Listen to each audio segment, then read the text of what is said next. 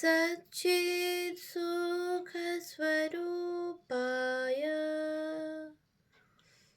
स्वामिने तापहारिणे।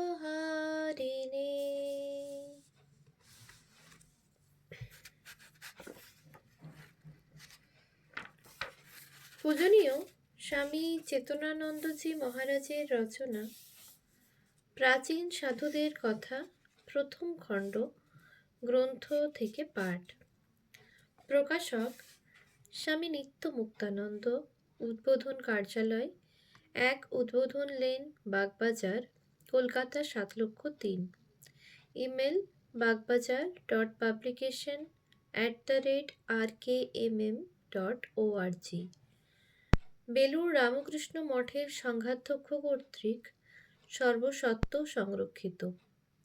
প্রথম প্রকাশ শ্রী শ্রী মা সারদা দেবীর শুভ পদার্পণ তিথি 17 জুন 2018। দ্বিতীয় সংস্করণ আগস্ট 2018। চতুর্থ পুনর্মুদ্রণ ফাল্গুন 1426, ফেব্রুয়ারি 2020, 2M to C। প্রচ্ছদ ডায়েন মার্শাল, ISBN 97818180406140। মুদ্রক রমা আর্ট প্রেস, 6/30 দমদম রোড, কলকাতা 7,30,000। প্রকাশকের নিবেদন। ভগবান শ্রী রামকৃষ্ণ জগতে অবতীর্ণ হয়েছেন যোগ প্রয়োজন সাধনে। তার আগমনের মুখ্য উদ্দেশ্য নিজ জীবনে সাধনার দ্বারা গ্লানিমুক্ত প্রকৃত ধর্মের প্রতিষ্ঠা এবং লোককল্যাণ সাধন। তার এই কাজের সহায়ক রূপে তিনি কয়েকজন বিশেষ যোগ্য সহকারীকে সঙ্গে এনেছেন, যারা তাঁর পার্ষদ। তারা একদিকে যেমন তাঁর লীলাপুষ্টির সহায়ক, অন্যদিকে তাঁরই নির্দেশিত উপদেশ অনুসারে তাদের ধর্মজীবন এমন সুদৃঢ় ভিত্তিতে গঠিত, যা সাধারণ মানুষের কাছে যথার্থ ধর্মপথে এগিয়ে যাওয়ার ক্ষেত্রে আদর্শ স্বরূপ। তাই এই লীলা সহচরদের নিয়ে শ্রী রামকৃষ্ণ স্বয়ং লোককল্যাণার্থে রামকৃষ্ণ সংঘের সূচনা করলেন। স্বামী বিবেকানন্দ এই সংঘের বাস্তব রূপ দিয়েছেন এবং শ্রী শ্রী মা সারদা দেবী এই সংঘকে সযত্নে লালন পালন করেছেন। শ্রী রামকৃষ্ণের অন্যান্য পার্ষদ তাঁরই ভাবাদর্শে এই সংঘকে দৃঢ় ভিত্তির ওপর স্থাপন করেছেন। পরবর্তী প্রজন্মের সন্ন্যাসীরা, যারা শ্রী শ্রী মা অথবা রামকৃষ্ণ পার্ষদদের শিষ্য, তারা এই সংঘের ধারক ও বাহক।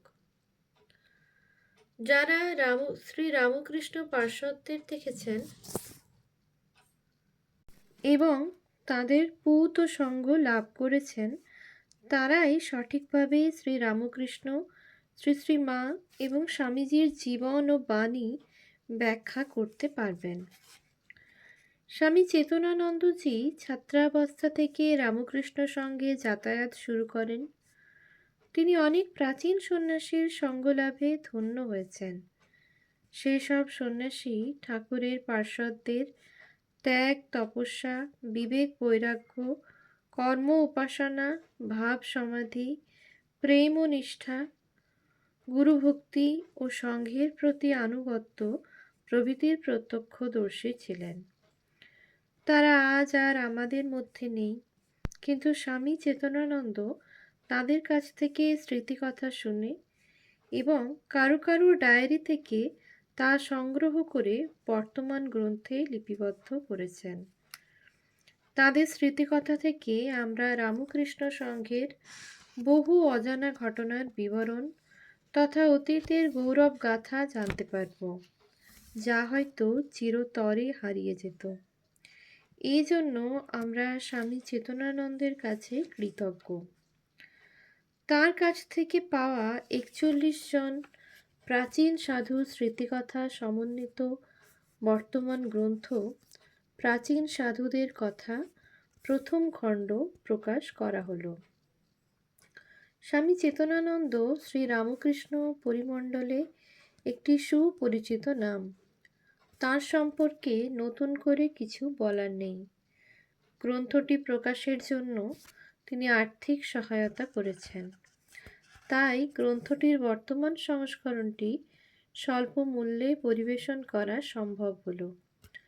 গ্রন্থটির প্রকাশনার কাজে উদ্বোধন প্রকাশন বিভাগের কর্মী ও স্বেচ্ছাসেবকবৃন্দের যথেষ্ট পরিশ্রম লক্ষণীয়। তাদের সকলকে আন্তরিক কৃতজ্ঞতা ও ধন্যবাদ জানাই। আশা করি এই গ্রন্থটি শ্রীরামকৃষ্ণ অনুরাগী ও ভক্তদের কাছে আধ্যাত্মিক অনুপ্রেরণার উৎস রূপে সমাদৃত হবে। শ্রী শ্রী মা সারদা দেবীর শুভ পদার্পণ তিথি 17 জুন 2018। স্বামী নিত্যমুক্তানন্দ। দ্বিতীয় সংস্করণের প্রকাশকের নিবেদন। প্রাচীন সাধুদের কথা প্রথম খণ্ডে স্বামী ধীরেশানন্দজির আরও 5টি চিঠি যুক্ত করে এবং প্রয়োজনীয় কয়েকটি ত্রুটি সংশোধনের পর দ্বিতীয় সংস্করণটি প্রকাশ করা হলো। স্বামী নিত্যমুক্তানন্দ, আগস্ট 2018। ভূমিকা।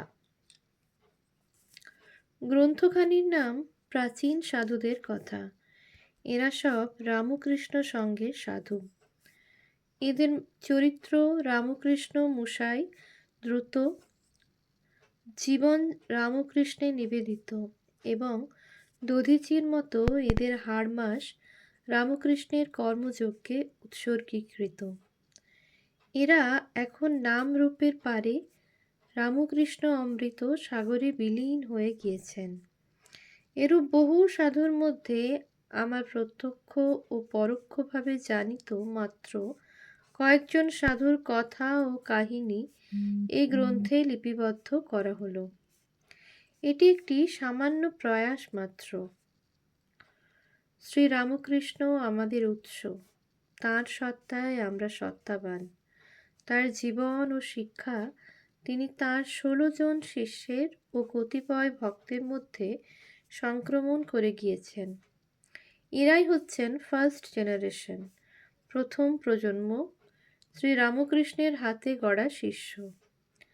আশ্চর্য বক্তা কুশলস্য লব্ধা। বক্তা স্বয়ং ভগবান আর লব্ধা ঈশ্বরকোটি ও নিত্য মুক্তির দল। শ্রীরামকৃষ্ণ অমানুষিক ত্যাগ তপস্যার দ্বারা উজ্জ্বল ধর্মদ্বীপ বা জ্ঞান দ্বীপ চালিয়েছিলেন। সেই দ্বীপ থেকে তাঁর শিষ্যেরা আত্মদ্বীপ চালান। দ্বীপ থেকে দ্বীপ চালানোই সনাতন রীতি। এতে অগ্নির তেজ ফুরিয়ে যায় না। পূর্ণস্য পূর্ণমাদায় পূর্ণমেবাবশিষ্যতে। পূর্ণের পূর্ণত্ব গ্রহণ করলে পূর্ণই অবশিষ্ট থাকে। এরপর এলেন সেকেন্ড জেনারেশন, দ্বিতীয় প্রজন্ম, যারা শ্রীরামকৃষ্ণকে দেখেননি কিন্তু ঠাকুরের সন্তানদের শিক্ষায় শিক্ষিত হয়েছেন। তারা দেখেছেন শ্রীরামকৃষ্ণের শক্তি ঐশ্বর্য, ত্যাগ বৈরাগ্য, ভাব ভক্তি, জ্ঞান কর্ম প্রভৃতি কীভাবে শিষ্যদের জীবনে প্রতিফলিত হয়েছে। দ্বিতীয় প্রজন্ম হলেন ঠাকুরের শিষ্যদের হাতে গড়া সন্ন্যাসী। এরা শ্রী শ্রী মা, স্বামীজি, ব্রহ্মানন্দ, শিবানন্দ, শারদানন্দ প্রমুখের কাছে দীক্ষা ও শিক্ষা পেয়েছেন। এই দ্বিতীয় প্রজন্ম দেশে ও বিদেশে শ্রীরামকৃষ্ণের বার্তাবহ হয়ে গিয়েছেন। এরা বিভিন্ন স্থানে রামকৃষ্ণ সংঘের কেন্দ্র খুলে পায়োনিয়ারিং ওয়ার্ক করেছেন নানা দুঃখ কষ্ট ও ঝড় ঝঞ্ঝার ভিতর দিয়ে। আমরা হলাম থার্ড জেনারেশন, তৃতীয় প্রজন্ম। আমরা ঠাকুরকে ও তাঁর শিষ্যদের দেখিনি, কিন্তু দ্বিতীয় প্রজন্মের কাছে ঠাকুর, মা এবং ঠাকুরের সন্ন্যাসী শিষ্যদের জীবন কথা, সাধন কথা, ভ্রমণ কথা, স্মৃতি কথা, সংঘের রীতিকথা প্রভৃতি যা শুনেছি ও দেখেছি তাই হচ্ছে এই গ্রন্থের মূল উপাদান। দ্বিতীয় প্রজন্মের দু চারজন ব্যতীত বহু খ্যাতনামা সন্ন্যাসী যারা ঠাকুরের শিষ্যদের সঙ্গে দীর্ঘকাল ঘনিষ্ঠভাবে মিশেছিলেন, তারা কোনো স্মৃতিকথা রেখে যাননি। তারা ঠাকুরের শিষ্যদের ত্যাগ তপস্যা, বিবেক বৈরাগ্য, কর্ম উপাসনা, ভাব সমাধি, প্রেম নিষ্ঠা, গুরুভক্তি ও সংঘের প্রতি আনুগত্য প্রভৃতির প্রত্যক্ষদর্শী ছিলেন। এসব মহান সন্ন্যাসীর স্মৃতিকথা আমরা হারিয়ে ফেলেছি। 1950 সাল থেকে আমি রামকৃষ্ণ মিশনে যাতায়াত শুরু করি। তারপর রামকৃষ্ণ সংঘের দ্বিতীয় প্রজন্মের ভারতের ও বিদেশের বহু প্রাচীন সাধুর সংস্পর্শে আসি। তাদের কাছে ঠাকুরের শিষ্যদের বিষয়ে যা শুনেছি তা কিছু কিছু ডায়েরিতে লিখতাম, আর বাকি সব স্মৃতির পাতায় ও টেপ রেকর্ডারে ধরে রাখতাম। তা থেকেই এই প্রথম খণ্ডের পাণ্ডুলিপি তৈরি হয়েছে। কয়েকজন সাধু তাদের ব্যক্তিগত ডায়েরি আমাকে দিয়ে গিয়েছেন। সেসব ডায়েরি থেকে প্রয়োজনীয় অংশগুলি কপি ও এডিট করে এই গ্রন্থের দ্বিতীয় খণ্ডে ছাপা হবে। ইতিহাস কখনো থেমে যায় না, তা সদা গতিশীল। উত্থান ও পতনের ভিতর দিয়ে তরতর করে এগিয়ে চলে। বরানগর মঠে সেই চরম দারিদ্র্যের মধ্যে স্বামীজি গুরু ভাইদের বলেছিলেন, দেখবি আমাদের নাম ইতিহাসে উঠবে। এটা ছিল প্রফেটিক সত্য। 1964 সালে UCLA, university of California Los Angeles থেকে স্বামীজ ইন আমেরিকার উপর পিএইচডি পেলেন কার্ল থমাস জ্যাকসন। তারপর 1976 সালে আমেরিকার স্বাধীনতার দ্বিশতবার্ষিকী উদযাপিত হলো। তখন ওয়াশিংটন ডিসিতে স্মিথসোনিয়ান ইনস্টিটিউশন এর অ্যাব্রড ইন আমেরিকা এক্সিবিশন হয়। তাতে 26 জন বিদেশির 26টি প্যাভিলিয়নের মধ্যে স্বামীজি স্থান পেলেন, যারা আমেরিকার আধ্যাত্মিক ও বিভিন্ন ক্ষেত্রে অবদান রেখে গিয়েছেন। কোনো ব্যক্তি বা সম্প্রদায়ের সম্পূর্ণ ইতিহাস জানা অসম্ভব। আমরা শ্রী রামকৃষ্ণ, তাঁর শিষ্যদের ও রামকৃষ্ণ সংঘের সম্পূর্ণ ইতিহাস জানি না, জানা সম্ভবও নয়। দ্বিতীয় প্রজন্মের টুকরো টুকরো স্মৃতি ও কাহিনী সংগ্রহ করে রামকৃষ্ণ সংঘের সেই যুগের ইতিহাসের কয়েকটা পৃষ্ঠা এই গ্রন্থে পাঠককে উপহার দেওয়া হলো। আমার এই সংগ্রহ অতি স্বল্প ও অকিঞ্চিতকর। ইতিহাস কাদের মনে রাখে? কারা এর পাতায় স্থান পায়? একখানি গ্রন্থে পড়েছিলাম, ইতিহাসের সোনার তরীতে স্থান স্বল্প ও সংকীর্ণ, তাই অনেক সূক্ষ্ম বিচার ও যাচাই করে যাত্রী তুলতে হয়। এই তরীতে আম জনতার স্থান নেই, তেমনি ধনী বিলাসীদেরও স্থান নেই। এই তরীর যাত্রী তাঁরাই যারা মানব কল্যাণে নিঃস্বার্থে সর্বাধিক দান করে গিয়েছেন বা জগৎকে নতুন কিছু দিয়ে গিয়েছেন। ইতিহাস এসব মহান ব্যক্তিকে বরণ ও স্মরণ করে নিজের পাতায় স্থান দেয়। চরিত্র পূজা সব দেশের, সব জাতির, সব সম্প্রদায়ের মধ্যে আছে। আমরা চরিত্র পূজা করি কারণ চরিত্রই মনুষ্যত্ব প্রকাশ করে। সৎকর্ম, সৎ চিন্তা মানুষের চরিত্রকে সৎ করে, তাকে মহাত্মায় পরিণত করে। এরা সদা সর্বাবস্থায় নিজেদের সত্যে প্রতিষ্ঠিত রেখে অপরদের সৎ পথে চালিত করেন। বহু বছর আগে পারস্যের দার্শনিক কবি সাদির গুলিস্তান পড়েছিলাম। এই গ্রন্থখানি জ্ঞান সমৃদ্ধ ওয়ার্ল্ড ক্লাসিক, বহু ভাষায় অনূদিত হয়েছে। 1258 সালের 21শে এপ্রিল সাদির এক বন্ধু তাকে গোলাপ বাগানে নিয়ে গিয়ে দেখালো সে কত গোলাপ ফুল তুলে শহরে নিয়ে যাচ্ছে। তা দেখে সাদি মন্তব্য করলেন, এই সুগন্ধি ফুলগুলির আয়ু 4-5 দিনের বেশি নয়। আমি এমন একটি গোলাপ বাগান তৈরি করব যা যুগ যুগ ধরে টিকে থাকবে ও সুগন্ধি ফুল দেবে। সেদিন থেকে লেখা শুরু হলো গুলিস্তান, দ্য রোজ গার্ডেন। সাদি মানবের ভদ্রতা, আচরণবিধি, নীতিশিক্ষা, প্রেম, সন্তোষ, পরোপকার প্রভৃতি গুণরাশি সমন্বিত কবিতা ও গল্পের মাধ্যমে ওই গ্রন্থ সাজিয়েছেন, যা মানুষকে সুন্দর করে তোলে। সেই গ্রন্থে একটি ছবি দেখেছিলাম, এক বৃদ্ধ পিতামহ শিশু পৌত্রকে কোলে নিয়ে গুলিস্তানের সে অপূর্ব সুন্দর মানুষ করার গল্প শোনাচ্ছেন। এইভাবেই প্রাচীন ঐতিহ্যের ধারা অব্যাহত থাকে। ওরাল ট্র্যাডিশন কতদূর নির্ভরযোগ্য তা নিয়ে প্রশ্ন উঠতে পারে। বক্তার কথা সত্য কিনা যাচাই করবার জন্য আমাদের বক্তার জীবন ও উদ্দেশ্য জানতে হবে। এই গ্রন্থে যারা স্মৃতিচারণ করেছেন তারা সবাই সন্ন্যাসী। তাদের উদ্দেশ্য মহান। তারা ব্যক্তিগত স্বার্থসিদ্ধি বা নামযশের জন্য এসব কথা বলেননি। তারা যা দেখেছেন ও শুনেছেন তাই প্রকাশ করেছেন।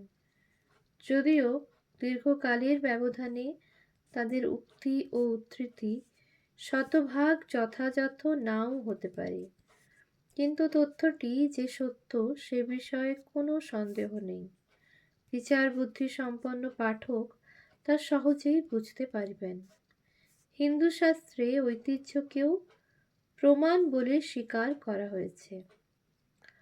আজকাল আধুনিক প্রগতিশীল ব্যক্তিরা বলেন যে অতীতের কথা শুনে কি লাভ, অতীতের কথা কবরস্থ করো, ভবিষ্যতের দিকে তাকাও। 1897 সালে লাহোরে হিন্দু ধর্মের সাধারণ ভিত্তি শীর্ষক বক্তৃতায় স্বামীজি বলেছেন, জগতে যত গর্বিত পুরুষ জন্মগ্রহণ করিয়াছে আমি তাহাদের অন্যতম। কিন্তু আমি তোমাদিগকে স্পষ্ট ভাষায় বলিতেছি, আমার নিজের কোনো গুণ বা শক্তির জন্য আমি অহংকার করি না। আমি আমার প্রাচীন পিতৃপুরুষগণের গৌরবে গৌরব অনুভব করিয়া থাকি। যতই আমি অতীতের আলোচনা করি, যতই আমি পিছনের দিকে চাহিয়া দেখি, ততই গৌরব বোধ করি। ইহাতেই আমার বিশ্বাসের দৃঢ়তা ও সাহস আসিয়াছে। ইহা আমাকে পৃথিবীর ধূলি হইতে তুলিয়া আমাদের মহান পূর্বপুরুষগণের মহতী পরিকল্পনা কার্যে পরিণত করিতে নিযুক্ত করিয়াছে। শ্রী রামকৃষ্ণ চির হিমানী স্তূপ, চৈতন্য ঘন, আর তাঁর শিষ্যগণ ওই গলিত হিমানী পুষ্ট নদ নদী প্রবাহ, চৈতন্যের ধারা। শ্রী রামকৃষ্ণের বিশুদ্ধ চৈতন্যই শিষ্যদের চৈতন্যে বিকশিত হয়ে সমগ্র মানবজাতির শিরায় উপশিরায় প্রবাহিত হওয়ার জন্য যাত্রা করেছে। তস্য ভাষা সর্বমিদং বিভাতি।